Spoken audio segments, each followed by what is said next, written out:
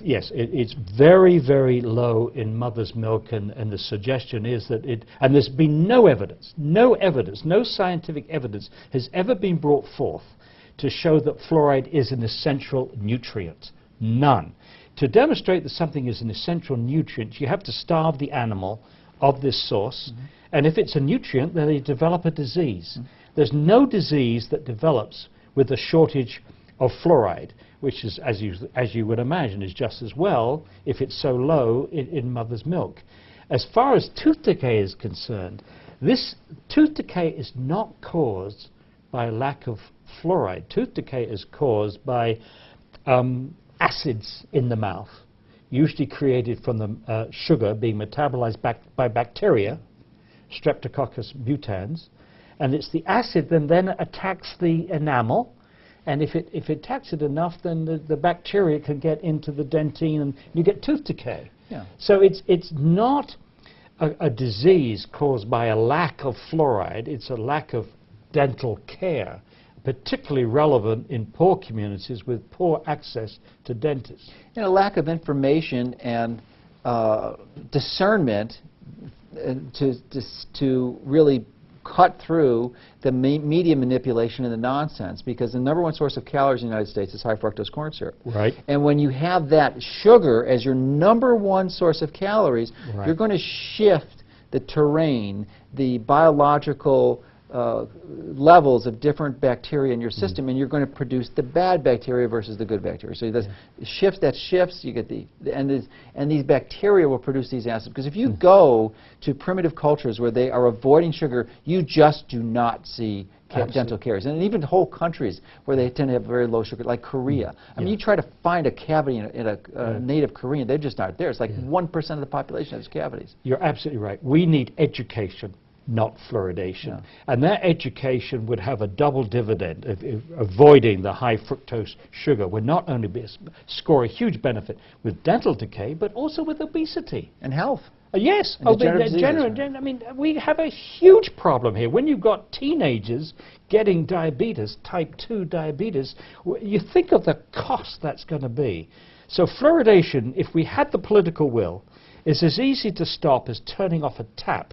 And we could have this double dividend if we use the money that we are squandering on chemicals and equipment to deliver this stuff, and all the tanker trucks which are going around the country, and all the money that's spent on propaganda, on promotion by the government, by the Dental Association, American Dental Association, and so on. If we took that money and put it into education to avoid what you talked about, high fructose syrup and so on. And just optimizing your diet. And better dental care. I mean, brush your teeth after meals, all those things, floss your teeth and so on. Well, that's important, but really, when you go to these countries who are eating right to begin with, right, they don't do those practices. It's really an artifact that needs to be implemented when you're choosing unhealthy lifestyles. You know, it's funny, there's an irony here. In the 1930s, Weston Price, who was a former president of the American Dental Association, which pushes fluoridation, wrote a book and established just what you said, that indigenous peoples around the world, from the Inuits to the Aborigines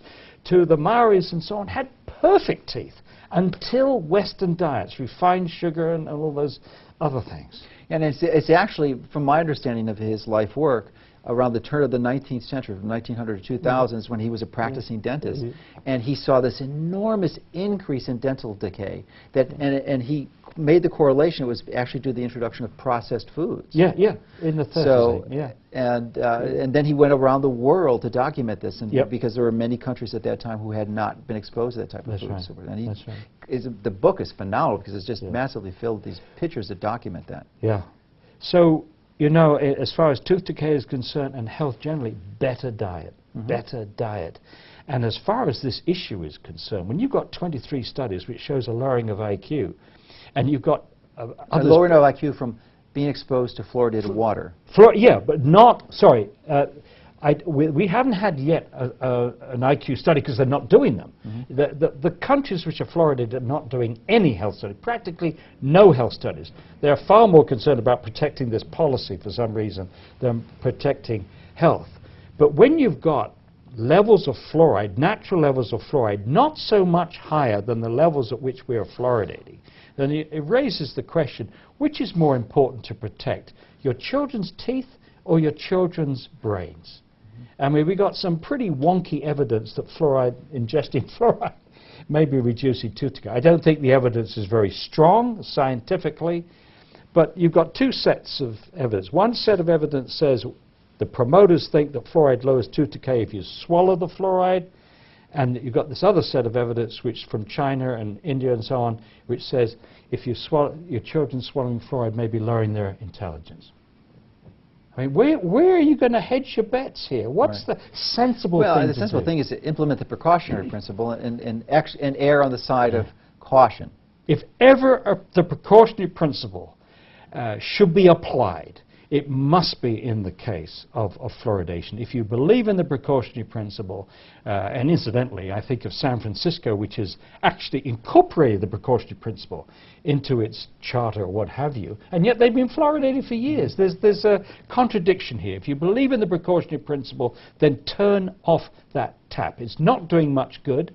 They concede, the promoters concede that it works topically. We have topical treatments available, including fluoridated toothpaste, and we've got plenty of evidence accumulating that fluoride at certain levels definitely causing health effects, and the issue comes down to whether there's an adequate margin of safety. And I will put my scientific training on the line to say there is not an adequate margin of safety to protect the whole population from known health effects. So, part of the problem is that there's individuals who may drink a few cups of water a day, but there's other individuals who may drink a gallon or 2 gallons and be exposed to the amount of fluoride in that water supply at levels 5 times or greater, so that your margin of safety, which you refer to, essentially disappears because you're getting to toxic levels. Now, and we're just talking about the water supply, which is really what we want to focus on, because we absolutely are both incredibly convinced that this is a winnable battle. In fact, there's no doubt in my mind we're going to win it, but we can only win it with your help, and we'll tell you some specifics, repeat that again. But that's only one source of fluoride. And you know, for though most everyone watching this, we're educated, we know better, we're not going to be drinking the municipal water supply that's fluoridated. We're going to have reverse osmosis systems. We're going to have other bottled water sources. We're going to be able to avoid it. But what we're really doing here is we're protecting the people who don't have the resources, the low-income families who can't afford those strategies, and really who are suffering most of the impact of this tragic decision that was implemented 50, 60 years ago. You know, back in November of 2006, the ADA actually sent around an e-gram to an alert to its membership saying, do not recommend recommending that parents do not use fluoridated tap water to make up formula. They actually said that, and a few days later the CDC followed suit. Don't use fluoridated water to make up formula. But what they didn't do is they didn't inform the people, the public. So there's millions of parents out there that are using tap water to make up formula, oblivious of the fact that the agencies that promote fluoridation in this country say, don't use it for this purpose. Well, how can you fluoridate tap water, on the other hand, and manage to educate all the people to do this? And how can low-income families afford to use bottled water for this purpose? So the whole thing is absolutely bizarre. So, you know, just as you said, we need masses of people. And Joe, you could reach them more than I can. Right. Masses of people to get informed upon this issue. But also, in addition to that, we need scientists and we need doctors to read the literature. I mean, they can understand. Well, you've compiled a list of professionals, healthcare professionals and scientists who signed on. I'm one of them who signed on to the statement. 2,800. 2,800. So if you have the credentials and the scientific training, we encourage you. We'll put a link on this to address that, so that you can sign on and we can increase that to even a higher level.